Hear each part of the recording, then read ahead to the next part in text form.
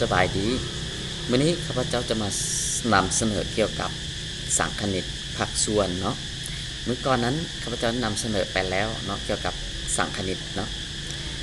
โดยเฉพาะแมนสังคณิตของผลลบและก็สังคณิตของผลบวกเนาะและก็สังคณิตธรรมดาเนาะวันนี้ข้าพเจ้าจะมาเสนอเกี่ยวกับสังคณิตภาคส่วนสังคณิตภาคส่วนคือสังคณิตของผลคูณเนาะหมายความว่ามี2พจน์ที่คูณกันอยู่ในสังคณิตเนาะซึ่งรายละเอียดนั้นเราไปเบิ่งเลยเนาะว่าสังคณิตของผลคูณเนาะมันเป็นแบบใดเนาะซึ่งเรา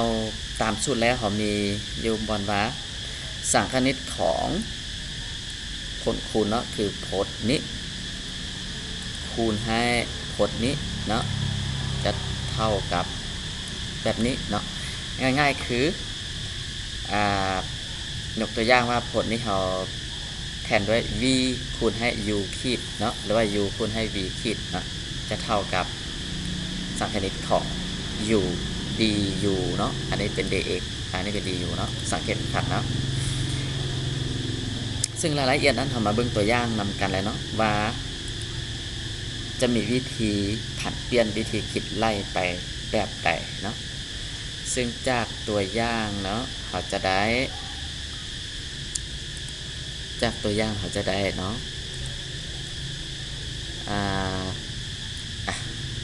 สมมติว่าเขาวางก็เนาะเขาวาง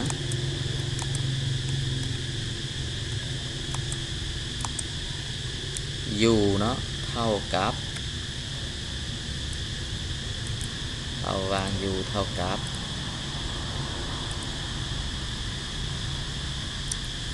x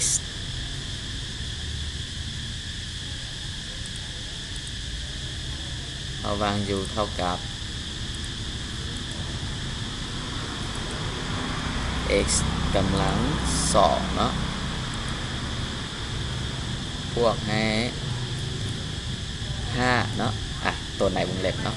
เอาวาง u เท่ากับตัวในวงเล็บเนาะ x กำลัง2บวกให้5เนาะ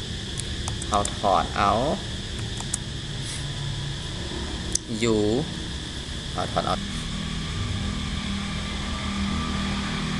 เขาถอนเอา du เนาะ du เขาถอนเอา du จะเท่ากับ2เขาเห็นละเอียดเลยเนาะเท่ากับ x กำลัง2บวกให้5เนาะขีดเนาะทุกคนคงยังจื้อว่าขีดหมายถึงผลตำราเนาะฉะนั้นเราจะได้ du เท่ากับ2x dx เนาะอันนี้คือ du นี่คือ du เนาะจากนั้นเราถอนเอา dx เนาะถอนเอา dx ถอนเอา dx เราจะได้ dx เท่ากับ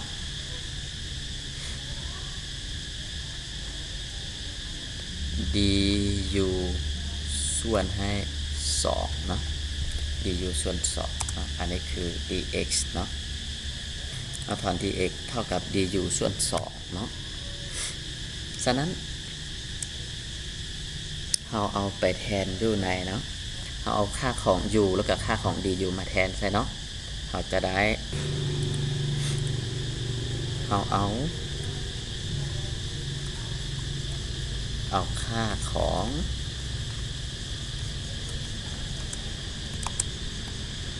u และ du dx เนาะมาแทนใส่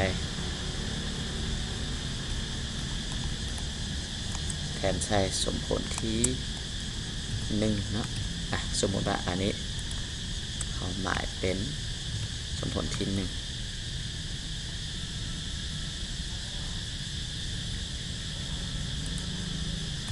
เราจะไ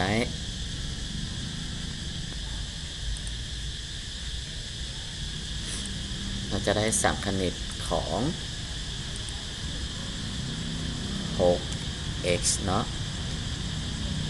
ตัวข้างใน x กำลัง2บวก5เท่ากับ u เนาะแสดงว่าเขาเป็น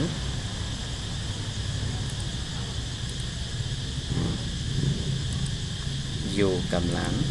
4เนาะแล้วก็ dx เท่ากับ du ส่วน2เนาะ du ส่วน2เราจะได้ du ส่วนให้2เนาะอันนี้คือตัวที่เขาเอามาแทนใช่เนาะหลังจากนั้น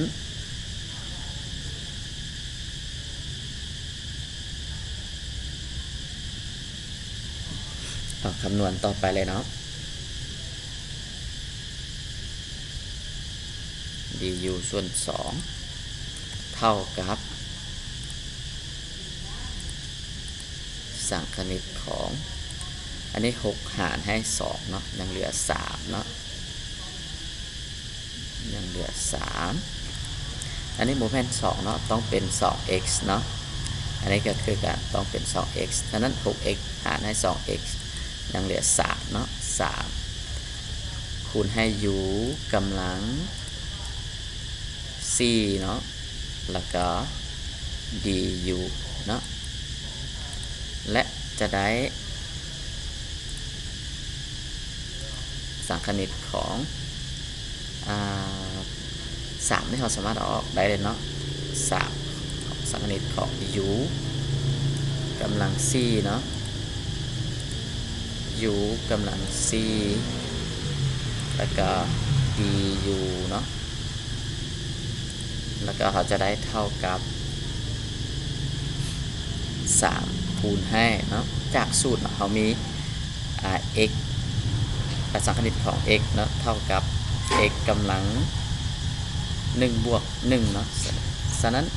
หรือว่า x กำลัง n บวก1เนาะฉะนั้น u กำลัง4จะกลายเป็น u กำลัง4บวกให้1เนาะแล้วก็บวกให้4สุดท้ายเท่ากับ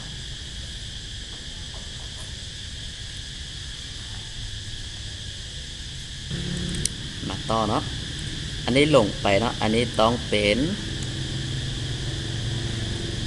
แบบ4เนาะเท่ากับ3คูณให้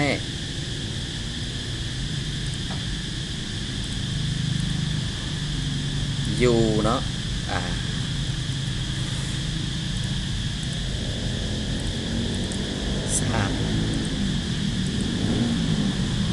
3คูณให้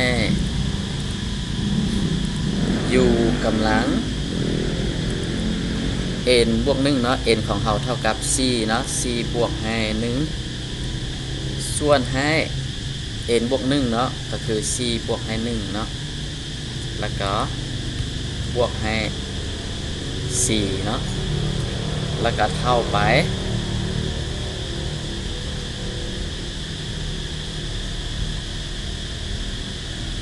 3คือ9เนาะ3 4กำลัง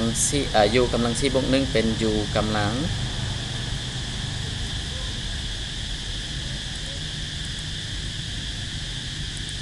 เป็น u กำลัง5เนาะ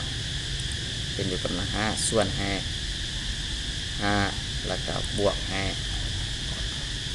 4เนาะอันนี้คือผลของสังคณิต 6x บวก x 6x คูณให้ x กำลัง2บวก5ทั้งหมดกำลัง4 dx เนาะจะได้เท่านี้เนาะอันนี้คือตัวอย่างข้อที่1เนาะที่เขาจะยกมาให้เบิ่งซึ่งการแก้สังคณิตเนาะเขาคำนวณถึงอันที่1คือก้อนนั้นเขาจะผันเปลี่ยนอันนี้เนาะต้องมีก็คือ u แล้วก็ v ขีดเนาะหรือว่า f ของ g เนาะ f ของ jx กับ jx ขีดคือหมายความว่าเอาตัวในนี้มาขีดเนาะแล้วก็จะเท่ากับเท่านี้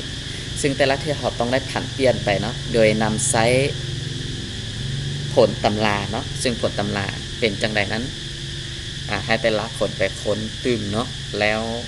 มีเวลาเขาก็จะ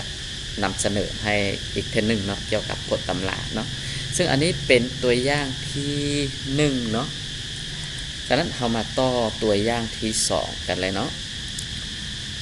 ตัวอย่างที่2เนาะตัวอย่างที่2อย่างที่2ก็คือสังคณิตของ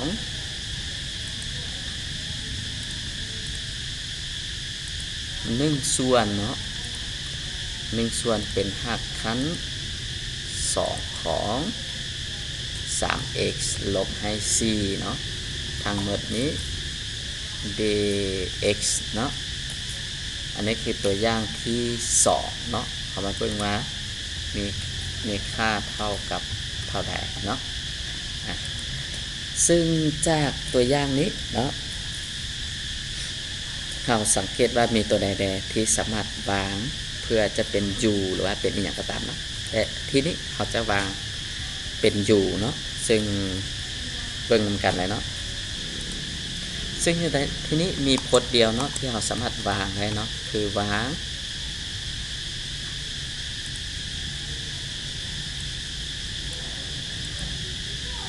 เราวาง u เนาะวาง u เท่ากับ 3x บวกให้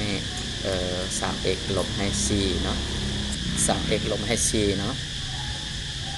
เราจะได้ d ของ u เนาะเท่ากับ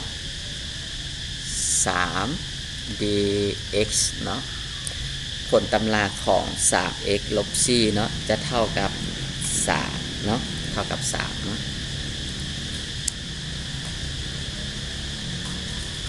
ดังนั้นเราเอาค่าของ u ไปแทนใช้ตัวเทิงเนาะเอาค่าของ u ไปแทนใช้เราจะได้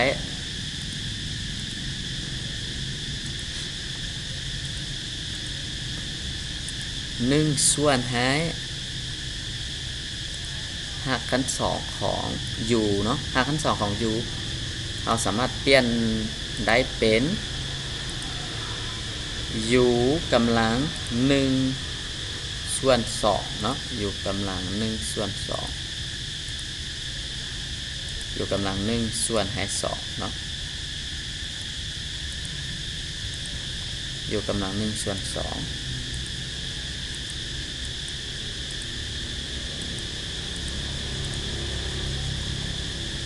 อยู่กำลัง1ส่วน2เนาะแล้วก็สังเกตว่า dx เนาะเราลืมไปเนาะอันนี้เราถอน dx ก็เนาะอันนี้เราถอน dx ของเราเท่ากับ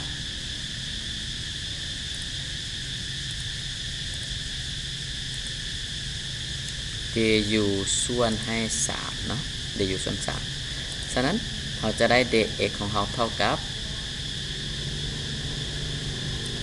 d ของ u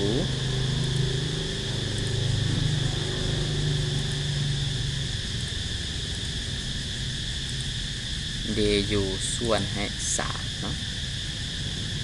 du ส่วน3เท่ากับตอนนี้เราจะเข้าผันเปลี่ยนไปเข้ารูปร่างของสังคณิตของ x กำลัง n เนาะหรือว่า x กำลัง a เนาะก็แล้วแต่เนาะเราสามารถผันเปลี่ยนเป็นจาก1ส่วน u กำลัง1ส่วน2เราจะได้เป็น u กำลัง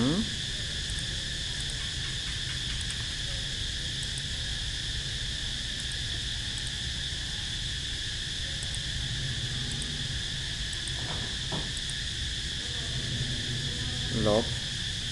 1ส่วนให้2เนาะลบ1ส่วนให้2อยู่กำลังลบ1ส่วน2เนาะ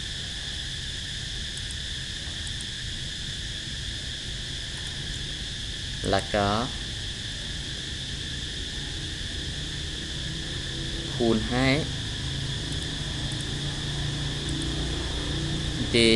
du ส่วน3นะ du ส่วน3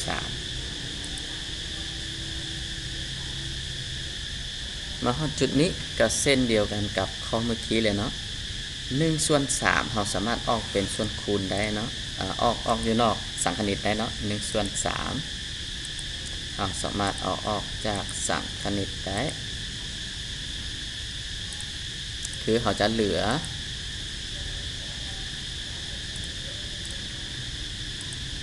u กำลัง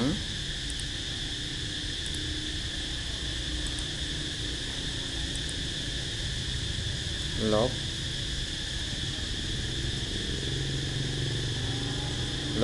1 ส่วนให้2เนาะแล้วก็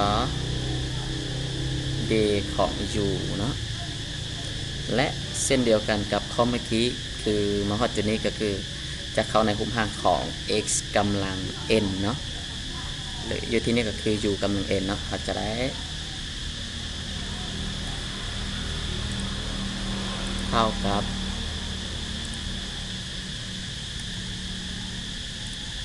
1 ส่วน 3เราเขียนก่อนเนาะ1 ส่วน 3เขียนไว้คือเก่าได้อย่าลืมอย่าป้าเนาะคูณให้ u กำลัง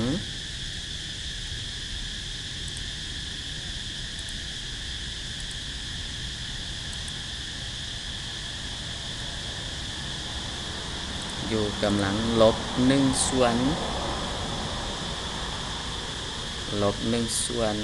2บวกให้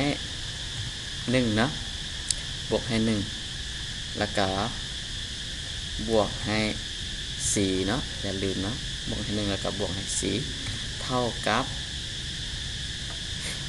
1 ส่วน 3เขียนไว้คือเก่าเนาะ1 ส่วน 3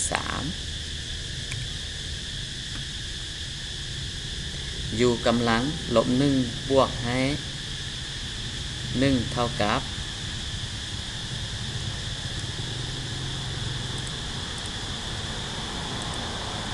u กำลัง1 ส่วน 2เนาะ u กำลัง1 ส่วนให้2เนาะ1 ส่วน 2ได้มาจากใส่เนาะคือ2คูณให้1เนาะอันนี้เรามานำใช้การคำนวณเลขส่วนเนาะ2คูณให้1เป็น2เนาะลบ1บวก2เท่ากับ1ส่วนให้2เนาะแล้วก็สุดท้ายบวกให้4เนาะอันนี้คือผลของสังคณิตเนาะ4บ่ได้บวกอีกเพิ่งเด้อ